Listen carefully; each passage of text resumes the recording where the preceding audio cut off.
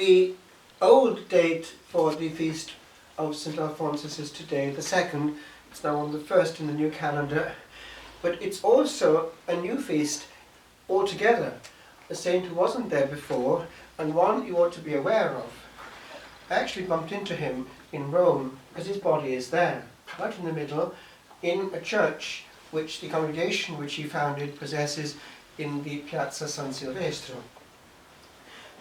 Now, what happened was this, and I know it from the source because a close friend of mine is Father Michael Marr, a man with a beard, and he tells me stories every time he comes with his beard here. And he came out with this.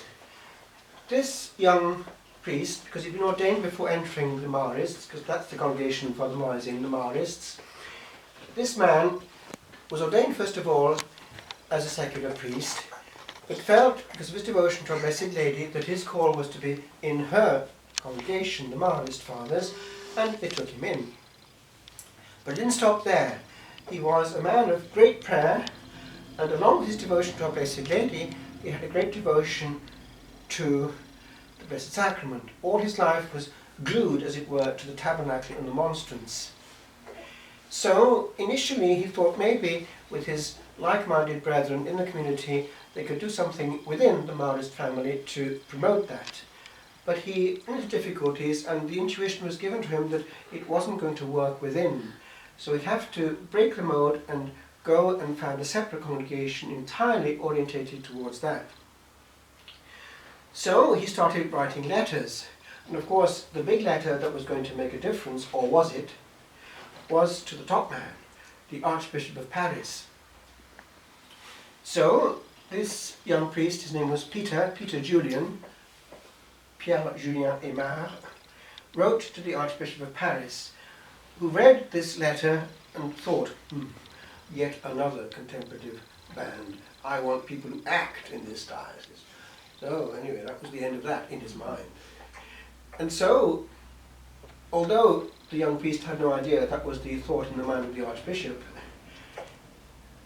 he didn't know that Providence actually was going to make it happen unexpectedly, against the wish of the Archbishop. And this is how it happened. The Archbishop of Paris, that particular morning, was entertaining a person of some note.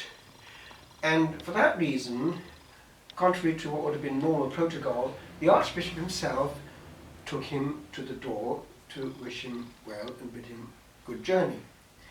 That was the point. It just happened, in inverted commas, that the young priest was at the door trying to get in at that point. And so what was the Archbishop's surprise when he saw this young man there before him at the door, when he was saying goodbye to the other important person.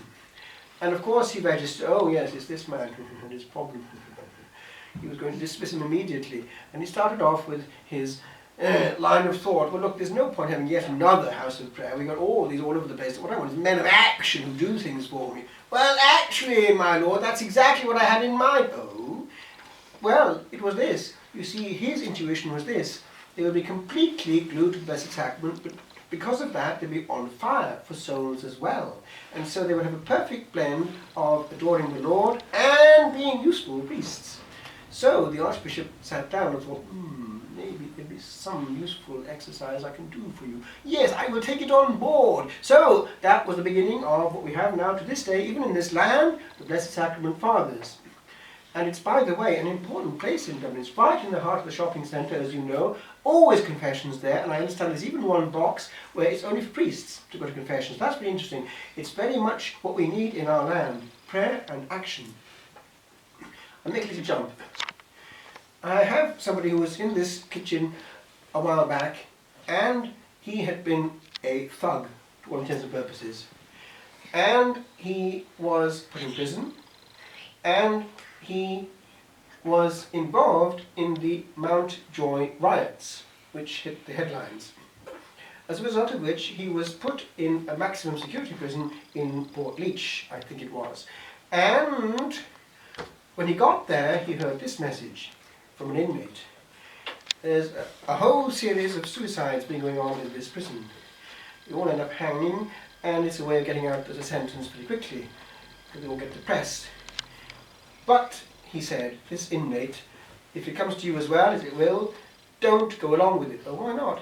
Well, he said in his own simple Catholic way, because he'd been in the IRA, he was some kind of Catholic, he said, well, it's not pleasing to the man above. So he got the message in his own simple way.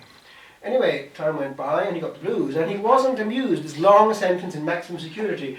Any way to end this sentence? And of course, this presence came in. Nice present, spooky present. Nice feeling. We can make this fairly short. This sentence comes this way. Here's a rope. And then he remembered what the man had said. And he turned to this presence, who was kind of palpable. Are you that presence who solicited these people and got them to hang themselves in this place in the last few weeks? Yes! So he got the message. It was the same spooky presence. And so he said to the spooky presence, I say, could you give me an hour to think about it? And then the presence went away. So anyway, he got on his knees for the first time in his life, and boy did he pray. And you know what happened? He had a very strong fulmination of grace. He saw the whole Catholic faith, and he got an interior knowledge of all the catechism just like that. And he knew the true church was there, and he had to change completely his life and get confession immediately. So, from this maximum security prison, he started to behave well, and he got a shortened sentence on good behavior. And then what happened? He got out and started to get involved with people who were into doing what actually I think some of you are involved in, Legion of Mary, and therefore fishing for souls, they were at. Frontline combat, the real thing. And so he knew, you see, who was who and what they were involved in. So he'd be standing on O'Connell Street and seeing these gangsters coming along one by one, and he'd have the courage to say, you know, you're going to hell. Oh, I know about that, what can I do about it? So anyway, he'd get through to them on their level, and you know what would happen? He would actually calm them down, get talking to them on their level, the language they understood, and by the end of the conversation he would say, well, look, maybe I could send you to a man I know. So he'd get out his cell phone and ring precisely, Blessed Sacrament, Fathers, in Bachelor Walk, I've got a man here who might want to see you. So they'd send them off, and they'd come back absolved in the blood of Christ. And one time, he got on the grapevine this message, a friend of yours involved in the gang warfare is about to be done in by a gang. You know what that means, don't you? And so, deadlines and all the rest of it. So, anyway, because he was a good man by now, he wanted his life and soul, and he went and found him, because he knew exactly where he was, and told him, you've got about 2 weeks to live. Do you know what they're doing? So he gave the message, and you know what the one answered? Oh, what have I got to lose at this stage? Oh, leave me in peace. Well, are you aware that if you're going to stay here, well, maybe you can talk to somebody I know. So anyway, he got onto his cell phone and informed the same priest in Bachelor's Walk who came to see him and absolved him from the blood of Christ. 2 weeks later, he was in eternity. So that's what happened, precisely because there's a presence in the middle of Dublin by priests who are listening to the Lord first of all and available to every surprise of the Lord. That's real apostolate, and it can happen to you too, great and small. A word can change all eternity.